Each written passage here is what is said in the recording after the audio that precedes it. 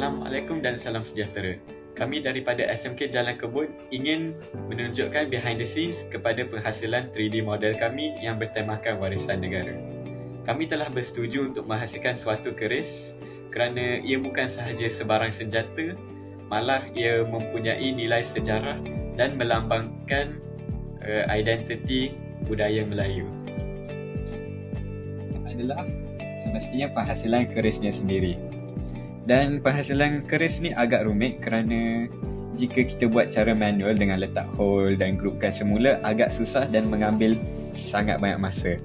Jadi, saya buat cara senang dengan menggunakan alat yang berlihat seperti spana ni. Dengan menggunakan spana ni, saya dapat menghasilkan bahagian-bahagian keris seperti ini.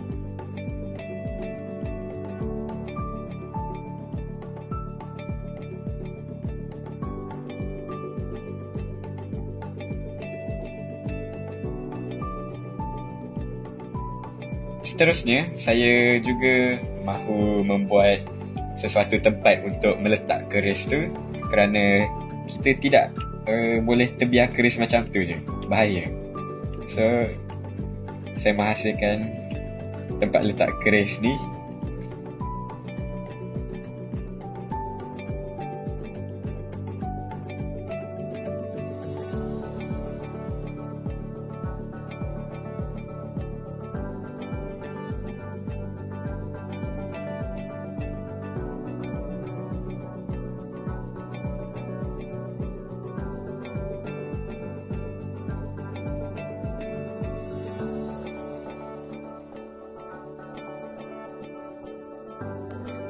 Dalam penghasilan sarung keris ini, kita perlu ada silinder cone dan silinder hole dalam membuat hole seperti di dalam sarung keris ini.